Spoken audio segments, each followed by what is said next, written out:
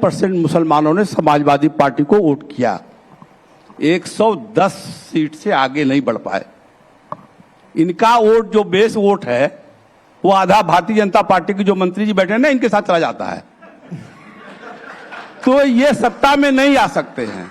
अब मुसलमान ये सोचता है कि जिसके पास 20% वोट होगा और 22% वोट होगा, तो जब हम मिलाएंगे तो 42% वोट होगा। तो किसके साथ? उसके बाद भाई समाजवादी पार्टी की क्या मतलब है? कोई मतलब नहीं है। कोई मतलब नहीं है। कोई मतलब नहीं है। आप समाजवादी पार्टी का कोई मतलब नहीं है। कोई मतलब नहीं। आप मुसलमान अगर इनके पास से हट जाए तो ये 0 सन्नाटा हो जाएंगे। ये मैं बता रहा हूं। और मुसलमान अब नहीं जाएगा इनके साथ। क्यों? आपको क्यों लगता है ऐसा? हम इसलिए एक काम बताएं। किसके साथ जाएगा? किसके साथ? किसके साथ जाएगा? हम कह रहे हैं बसपा के साथ जाएगा, जिसके पास 22% वोट है। बहुजन समाज पार्टी के पास 22% दलित वोट है और 20% वोट मुस्लिम। ये 42% हो जाता है। 10 सेकंड में अभी वो भी माइक उठाएंगे। नहीं देखिए, आप पूरी बात हो जाए दीजिए। पूरी बात हो जाए, पूरी बात हो जाने दीजिए। पूरी बात हो जाए, वरना पूरी बात करिए। पूरी बात करिए। देखिए, राकेश जी बड़े होशियार हैं और वकील हैं। कहते हैं कि जमानत हो जाती है। अरे भाई, जो दरोगा जो सिपाही लिखता है FIR ना, वो हल्का जब लिखता जमानत हो जाती है, तो ये हल्का कराते हैं।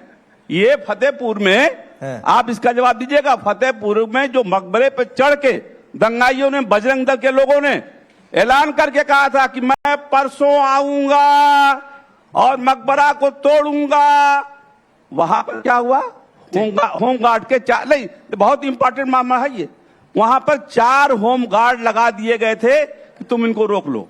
वो तो मैं फतेहपुर की जनता को धन्यवाद देता हूं। ठीक है कि उधर से कुछ दंगा नहीं हुआ। दंगा कराने की पूरी साजिश पीड़ा हुई है। पूरी साजिश। बड़े के टूटने पर इतनी पीड़ा हुई, लाखों मंदिर नस्तनाबूद कर दिए। एक बार मजम्मत नहीं कर सकते। खान साहब मजम्मत करिए, हिम्मत। मैं मजम्मत करता हूं। मैं करता हूं। तो मंदिर भी होना चाहिए, मस्जिद भी होना चाहिए। आपकी तरह से नहीं कहता हूं खाली मंदिर होना चाहिए। आपके साथ तो मैं डिबेट में रहा हूं। एमएच खान साहब आता हूं। मंदिर मस्जिद की बात आई गई है तो कमलाकर त्रिपाठी जी, गाजी को लेकर भी बहुत बातचीत हो रही है, औरंगजेब को लेकर भी बहुत बातचीत हो रही है, बाबर को लेकर भी बहुत बातचीत हो रही है, बाबरी को लेकर भी बहुत बातचीत हो रही है। ये कह रहे हैं कि मुसलमान इनके साथ, सपा के साथ है नहीं है, तो बट रहा है, तो फिर तो फायदा इधर बगल में। आप लोग क्या करेंगे यूपी में?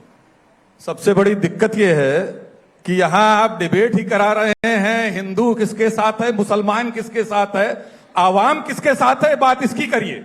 और आज के समय में आवाम ये देख चुकी है, भारतीय जनता पार्टी का शासन, एक पुरानी कहावत है कि गाने की लाइन थी, मैं आ रहा था तो सुन रहा था कि जा जा तुझे हम जान गए, कितने पानी में हो पहचान गए।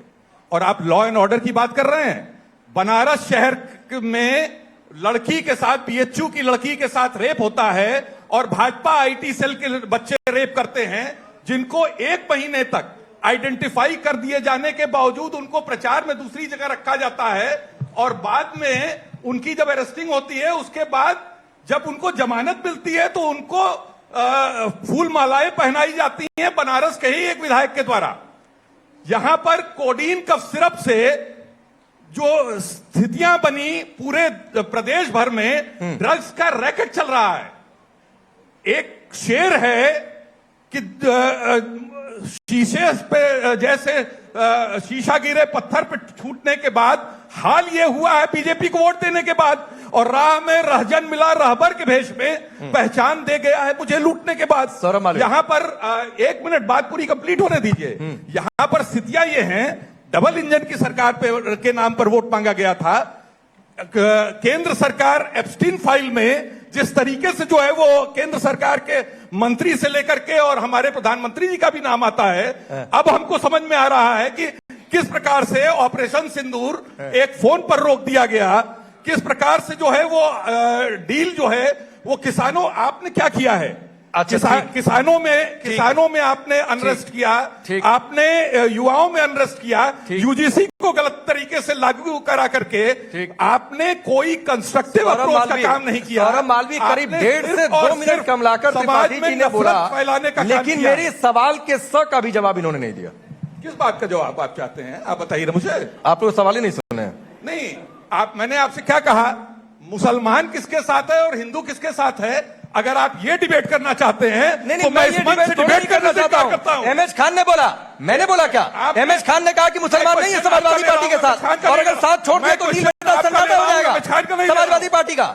मैंने वहां से सवाल उठाया, मैंने वहां से सवाल उठाया। आपका अगर आपको ये सवाल गलत लग रहा है तो फिर ये आपकी दिक्कत है, मेरी दिक्कत नहीं है। जनता पार्टी का कमलाकर त्रिपाठी जी, मेरा सवाल आपको गलत लग रहा है तो ये आपकी दिक्कत है। लीजिए, मेरा नाम कमलाकर त्रिपाठी है, पहली चीज। कमलाकर त्रिपाठी बोल रहा हूं। लीजिए, हाँ। और दूसरी चीज, ये देश की त्रासदी है कि उत्तर प्रदेश जो सबसे बड़ा प्रदेश है, उसका डिप्टी चीफ मिनिस्टर सर इस देश की त्रासदी है। 1 मिनट, सौरभ मालवी को बोलने दीजिए सर, समय कम है, समय कम है। तो उसका डिप्टी चीफ मिनिस्टर ये कहता है कि तेल लगा के बाबर का सौरभ मालवी इनको कमलाकर जी प्लीज नहीं, बाबरी गुणगान करिए आप, बाबर का गुणगान करिए आप। बाबर का नाम तो मिटेगा ही, बाबर का नाम मिट चुका है, बाबर का नाम मिटेगा ही। आप लोग तो सबका नाम मिटाना चाहते रुकिए, समय हैं। नहीं है।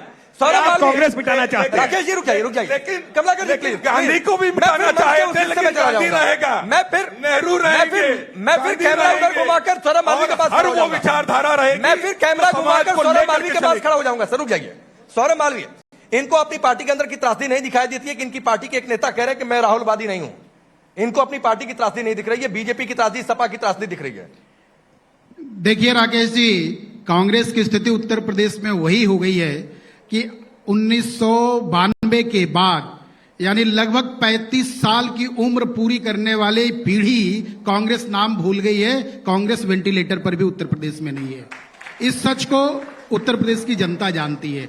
इसलिए कांग्रेस अपनी पहचान बनाने के लिए देश में जिंदा है, उत्तर प्रदेश में नहीं है। ठीक, एक मिनट कमलाकर भाई, 1 मिनट। बात तो सवाल जायज है सर कि हिंदू किसके साथ, मुसलमान किसके साथ। अब हम सब मिलके पूछ रहे हैं आप किसके साथ हैं? नहीं, हम तो किसी के साथ हैं और किसी के भी साथ नहीं। ये तो पूरे हम देश तो उधर के साथ है। हैं। ये जो जनता दिख रही है मैं उसके साथ हूं। चीयर लीडर, मैं आपके साथ हूं, ना इनके साथ हूं, ना इनके साथ हूं। देश को पता है। मैं इस देश की जनता का वकील बनकर यहाँ पर बैठा हुआ हूं। अब मेरे सवाल कभी किसी को अच्छे लगते हैं, कभी उधर बुरे लग जाते हैं, कोई सवाल स्किप कर देते हैं, किसी का सवाल पूछ लेता हूं तो दिक्कत हो जाती है। नहीं, आप एक सवाल मैं राकेश त्रिपाठी जी से पूछना चाहता हूं।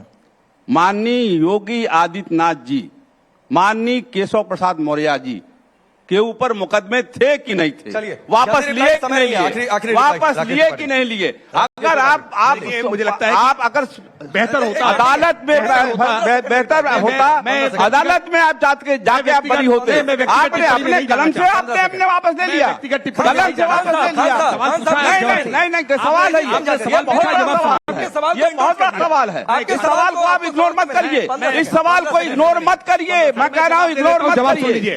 मैं जानता हूं, मैं व्यक्तिगत टिप्पणी नहीं करना चाहता। खान साहब ने अगर मदरसे की बजाय किसी यूनिवर्सिटी से लॉ की पढ़ाई की होती तो उन्हें मालूम होता कि किसी का मुकदमा कैसे वापस हो सकता है, संज्ञेय प्रकृति का मुकदमा क्या होता है। चलिए, अपने कलम से वापस होता है, अपने कलम से वापस होता है, धन्यवाद। अपने कलम से वापस होता है भैया। और शो देख रहे हैं ये दर्शक भी, देश के लोगों का भी, ये क्या ट्रेलर है सत्ता